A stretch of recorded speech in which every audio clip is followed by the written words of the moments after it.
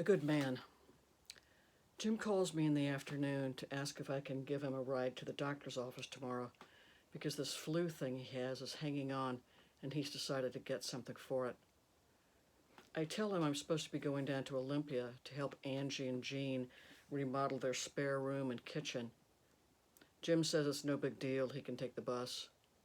But then a couple hours later, he calls me back and says, could I take him now because he really isn't feeling well. So I get in my car and go over and pick him up. Jim stands inside the front door of the building. When he opens the door, I start. His face is splotched. Sweat glistens in his week old beard. He leans on the door frame, breathing hard. He holds a brown paper grocery bag. The sides of the bag are crumpled down to make a handle. He looks so small, like a schoolboy being sent away from home. I'm not going to spend the night there, Jim mumbles, but I'm bringing some socks and stuff in case. He hobbles off the porch, his free hand grabbing the railing. I reach to take the paper bag, but he clutches it tight. We drive to Swedish Hospital and park near the emergency room. I lean over to hug Jim before we get out of the car. He's wearing 4 layers, t-shirt, long underwear, sweatshirt, his jacket. But when I touch his back, I can feel the sweat through all his clothes. I put these on just before you came. He sounds embarrassed. I put an arm around him to help him inside. When he's standing at the check-in desk, I see the mark the sweat makes on his jacket. Jim hands me the paper bag.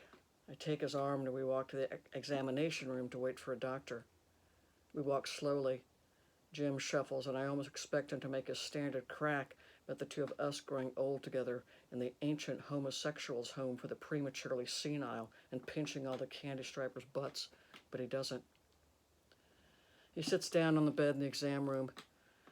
After he catches his breath, he says, "Nice drapes." There aren't any drapes. The room is sterile and white. Jim leans back in his chair and breathes out loud. The only other sound is the fluorescent lights. He coughs. After a while, a doctor comes in. She introduces herself as Dr. Allen and asks Jim the same questions he's just answered at the front desk.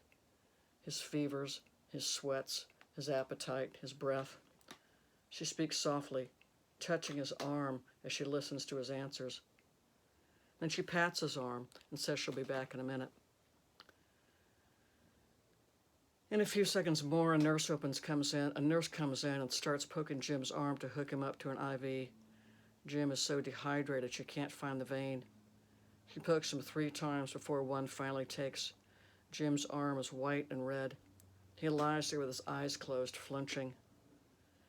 Then Dr. Allen comes back with another doctor who asks Jim the same questions again. The doctors ask me to wait in the private waiting room because they want to do some more tests on Jim. I kiss Jim's forehead before I leave. "I'll just be down the hall, Jim," I say. He waves, but doesn't say anything back. They close the door behind me.